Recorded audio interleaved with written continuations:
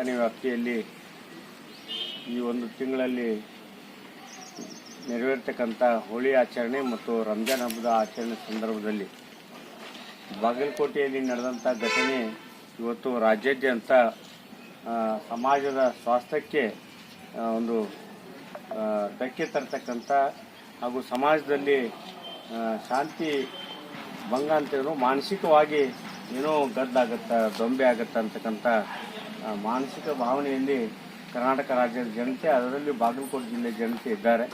ಆದರೆ ಯಾರೋ ಕಿಡಿಗೇಡಿಗಳು ಈ ದೇಶದ ಏಕತೆ ಮತ್ತು ರಾಷ್ಟ್ರೀಯತೆ, ಕೋಮು ಸೌಹಾರ್ದತೆ ಬಗ್ಗೆ ತಿಳಿದುಕೊಳ್ಳದೆ ಮಾಡಿದಂಥ ಘಟನೆಗಳಿಂದ ಸಮಾಜದಲ್ಲಿ ಕೇವಲ ಶಾಂತಿ ಭಂಗ ಅಷ್ಟೇ ಅಲ್ಲ, ಇವತ್ತೇ ದುಡಿದು ಇವತ್ತೇ ಬದುಕ್ತಕ್ಕಂಥ ಹಿಂದೂ ಇರ್ಬೋದು, ಮುಸಲ್ಮಾನ್ ಸಮಾಜದವರು ಇರ್ಬೋದು, ಅನೇಕ ಕ್ರಿಶ್ಚಿಯನ್ ಧರ್ಮ ಇರ್ಬೋದು, ಜೈನ ಧರ್ಮ ಈ ದೇಶದಲ್ಲಿ ರಾಜ್ಯದಲ್ಲಿ ಒಂದು ತುತ್ತಿನ ಚೀಲವನ್ನು ನಾವು ಇವತ್ತಿನ ಬದುಕನ್ನು ಕಟ್ಕೊಳ್ಳಿರ್ತಕ್ಕಂಥ ಜನರು ಪರದಾಟ ಭಾಳ ಮಹತ್ವದ. ಯಾಕಂದ್ರೆ ಬಾಗಲಕೋಟೆ ಸಿಟಿ ಒಳಗೆ ಅದೇನು ಬಾಗಲಕೋಟೆ ಜಿಲ್ಲಾ ಕೇಂದ್ರ ಆದರೂ ಕೂಡ ಅಂಥ ಸಂಪತ್ತು ಭರಿತ ಜಿಲ್ಲೆ ಸಿಟಿ ನಗರ ಅಲ್ಲ. ಇವತ್ತು ಅಲ್ಲಷ್ಟು ಸಾಕಷ್ಟು ಬಡವರು ಅವತ್ತಿಂದ ಅವತ್ತು ರಸ್ತೆ ಬದಿಯಲ್ಲಿ ಎಗ್ರೈಸ್ ಮಾಡಿ ಅಥವಾ ಅನೇಕ ಕೆಲಸಗಳನ್ನು ಸೋಡಾ ಮಾರಿ ಹೋಟೆಲ್ಗಳನ್ನು ಮಾಡಿಕೊಂಡು ಅನೇಕ ಬೀದಿ ಬದಿ ವ್ಯಾಪಾರಗಳನ್ನು ಮಾಡ್ಕೊಂಡು ಬದುಕ್ತಕ್ಕಂಥ ಜನ ಇವತ್ತು ಸಂಕಷ್ಟದಲ್ಲಿದ್ದಾರೆ. ಆದರೆ ಈ ದೇಶದಲ್ಲಿರ್ತಕ್ಕಂಥ ನಾವು ಬುದ್ಧಿಜೀವಿಗಳು, ಸಾಹಿತಿಗಳು, ಅಧಿಕಾರಿಗಳು ನಾವೆಲ್ಲರೂ ಕೂಡ ಈ ದೇಶದ ರಾಷ್ಟ್ರೀಯತೆ ಬಗ್ಗೆ ನಾವು ಇವತ್ತು ಚಿಂತನೆ ಮಾಡಬೇಕಾಗಿದೆ. ಧರ್ಮ, ಭಾಷೆ, ಜಾತಿ, ವರ್ಗದ ಹೆಸರಿನಲ್ಲಿ ಸಮಾಜವನ್ನು ಕಟ್ಟಲಿಕ್ಕೆ ಹೋದರೆ ಈ ದೇಶ, ಈ ರಾಜ್ಯ ಮತ್ತು ನಾವು ಉದ್ಧಾರ ಆಗಲಿಕ್ಕೆ ಸಾಧ್ಯ ಇಲ್ಲ. ಆದರೆ ಹುನಗುಂದ ನಗರ ನಾವು ಯಾವ ರೀತಿ ಅಂತಂದ್ರೆ ಕೋಮು ಸೌಹಾರ್ದತೆಗೆ ಹೆಸರುವಾಸಿ.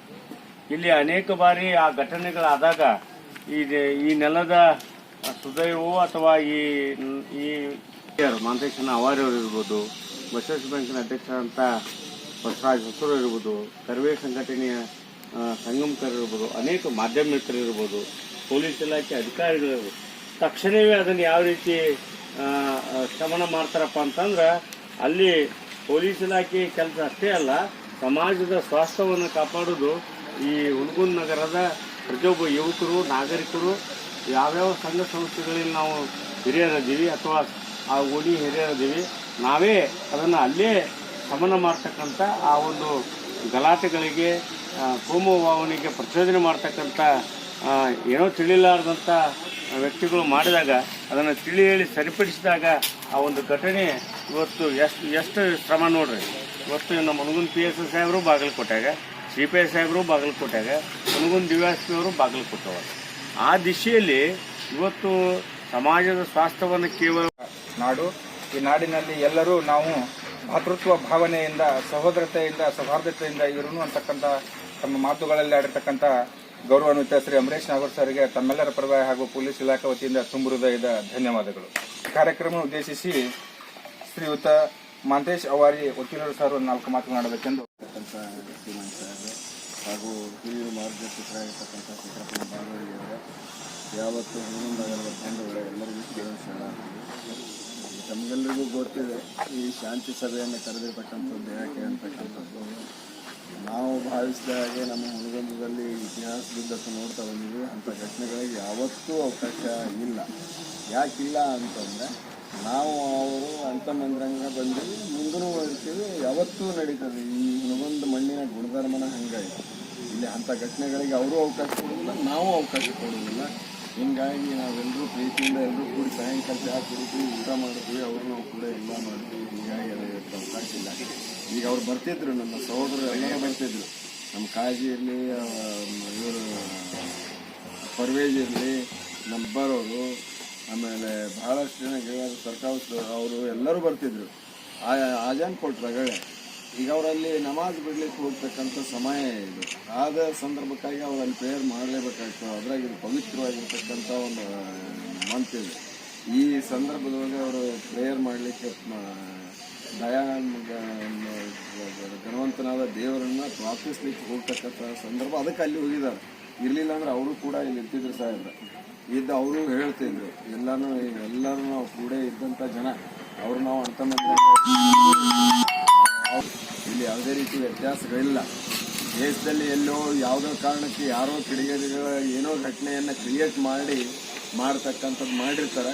ನಡೆದ್ರು ನಮ್ಮ ಹುಣಗುಂದದಲ್ಲಿ ಅಂಥ ಘಟನೆಗಳಿಗೆ ಎಂದೂ ಅವಕಾಶ ಆಗಿಲ್ಲ. ಎಲ್ಲೇ ನಡೆದ್ರು ಕೂಡ ಅದರ ಪರಿಣಾಮ ಇಲ್ಲಿ ಎಂದೂ ಆಗಿಲ್ಲ, ಮುಂದೂ ಆಗಬಾರ್ದು, ಆಗುವುದೂ ಇಲ್ಲ ಅಂತಕ್ಕಂಥ ಭಾವನೆಯನ್ನು ವ್ಯಕ್ತವೆ. ಅದಕ್ಕೆ ನಮ್ಮ ನಗರದ ಎಲ್ಲ ಜನತೆ ಸಹಕಾರ ಕೊಡ್ತಾರೆ ಅಂತಕ್ಕಂಥ ಭಾವನೆಯನ್ನು ವ್ಯಕ್ತಪಡಿಸಿ ಅವರ ಪರವಾಗಿ ಕೂಡ ನನ್ನ ಭಾವನೆಯನ್ನು ವ್ಯಕ್ತಪಡಿಸ್ತಾನೆ. ಅವರಿದ್ದರೆ ಇದೇ ವಿಚಾರವನ್ನು ಅವರು ವ್ಯಕ್ತಪಡಿಸ್ತಿದ್ರು. ನಮ್ಮ ಕಲಬುರಗಿನೂ ಮೌಲ್ಯ ಬರಬೇಕಾಗಿತ್ತು. ಅವರು ಮೂಲ ಈಗ ಅಲ್ಲಿ ಪ್ರೇಯರ್ ಇರಲೇಬೇಕಾಗ್ತದೆ, ಅವರ ಪ್ರೇಯರ್ ನಡೆಸ್ತಿರ್ತಾರೆ. ಈ ಕಾರಣಕ್ಕಾಗಿ ಅವರು ಬಂದಿಲ್ಲ ಅಂತ ಭಾವಿಸಿ ಇನ್ನೊಮ್ಮೆ ಅವ್ರ ಜೊತೆಗೆ ನೀವು ಕರೆದು ಸುಮ್ಮನೆ ಮಾತಾಡಿ ಫಾರ್ಮಲ್ ಆಗಿ ನಿಮ್ಮಲ್ಲಿ ಕರೆಸಿ ಚಹಾ ಕೂಡಿಸಿ ಮಾತಾಡಿಸಿ ಕಳಿಸಿದ್ರೆ ಭಾಳ ಸಂತೋಷ, ಒಂದು ಒಳ್ಳೆಯ ವಿಚಾರ. ಅದಕ್ಕೆ ಆ ರೀತಿ ಮಾಡಿ ನಮ್ಮದು ಶಾಂತಿಯ ನಗರ ಇದು, ನಮ್ಮ ತಾಲೂಕು ಒಂದು ಈ ಸೌಹಾರ್ದತೆಯನ್ನು ಒಳ್ಳೆಯ ಹೆಸರನ್ನು ಮಾಡತಕ್ಕಂಥದ್ದು. ಅದಕ್ಕೆ ಯಾವುದೇ ರೀತಿ ಆಗೋದಿಲ್ಲ ಅಂತಕ್ಕಂಥ ಮಾತನ್ನು ಹೇಳಿ ಮುಂದೂ ಕೂಡ ಇದೇ ನಮ್ಮ ರೀತಿ ಮುಂದೆ ನಡೀಲಿ ಅಂತ ಹೇಳಿ ವಂದಿಸಿದಾಗಿ ಒಂದು ಹಬ್ಬದ ಮೌಲ್ಯವನ್ನು ಎತ್ತಿ ಹಿಡಿಯುವುದು ಹಾಗೂ ರಂಜಾನ್ ಹಬ್ಬವೆಂದರೆ ಉಪವಾಸದ ಮೂಲಕ ನಮ್ಮ ಆತ್ಮ ಶುದ್ಧೀಕರಣವನ್ನು ಮಾಡಿ ನಮ್ಮ ಒಂದು ಭಗವಂತನ ಕೃಪೆಗೆ ಪಾತ್ರರಾಗ್ತಕ್ಕಂಥ ಒಂದು ಪವಿತ್ರ ಹಬ್ಬದ ಆಚರಣೆ ಇದೆ. ಎಲ್ಲರೂ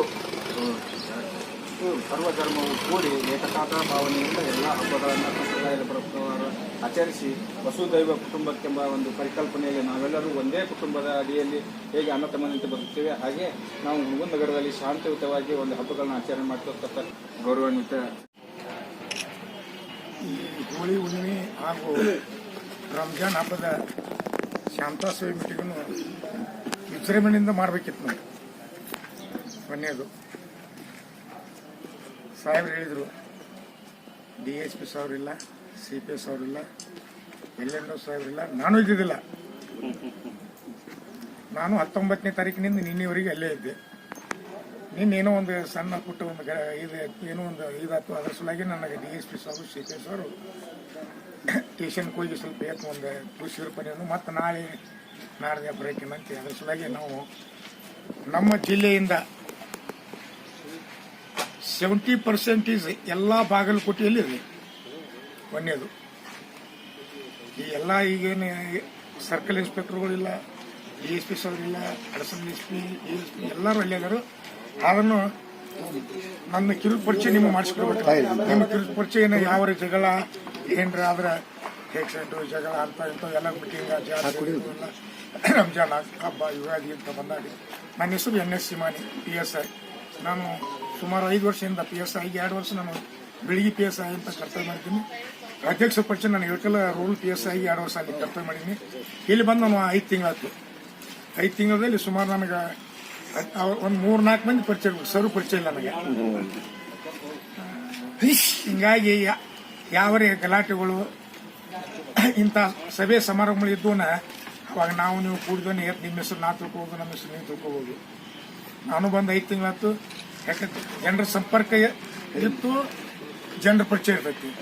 ಹಿಂಗಾಗಿ ಅದರ ಸಲುವಾಗಿನ ಮೊನ್ನೆ ಮಾತಂದ್ರೆ ವಕೀಲರು ಈ ಮಣ್ಣಿನ ಋಣ ಏನು ಐತು ಅಂದ್ರೆ ಇದೇನು ಹುಣಗುಂದ ಏನೈತಿ, ಇದು ಹಳ್ಳಿನಲ್ಲ, ಇದು ಪಟ್ಟಣ ಅಲ್ಲ, ಒಂದೇದು. ಯಾಕಂದ್ರೆ ಇಲ್ಲಿ ಪ್ರತಿಯೊಂದು ಮನೆಗೆ ಹೋಗ್ರಿ ನೀವು, ಚಕ್ಕಡಿದಾವ, ಎತ್ತುಗಳದಾವ, ಆಡದಾವ, ಎಮ್ಮೆದಾವ, ಎತ್ತದಾವ. ಅಂದ್ರೆ ಈ ಹುಣಗುಂದ ತಾಲೂಕು ಏನೈತಿಲ್ಲ, ಇದು ಒಂದು ಪಟ್ಟಣ, ಇದು ಒಕ್ಕಲಿಗರದ ಒಂದು ಏನು ಊರಿದು, ಒಕ್ಕಲತನದ ಒಂದು ಪ್ರಭಾವ ಇದು. ಅದರ ಸಲುವಾಗಿನೇ ಇಲ್ಲಿ ಹಿಂದೂ ಮುಸ್ಲಿಮ್ಸ್ ಅಂತ ಭೇದ ಭಾವನೆಯನ್ನು ಬರೋದಿಲ್ಲ. ಇಲ್ಲಿ ನಾ 2 ವರ್ಷ ಅಲ್ಲಿ ರೂಲ್ ಮಾಡೀನಿ. ಅಲ್ಲಿ ಆ ವಾತಾವರಣ ಬೇರೆ, ಇಲ್ಲಿ ವಾತಾವರಣ ಬೇರೆ. ಇಲ್ಲಿ ವಾತಾವರಣಕ್ಕೆ ಅಲ್ಲಿ ವಾತಾವರಣಕ್ಕೆ ಅಜಗಜಾಂತರ ಫರ್ಕ್ ಐತಿ.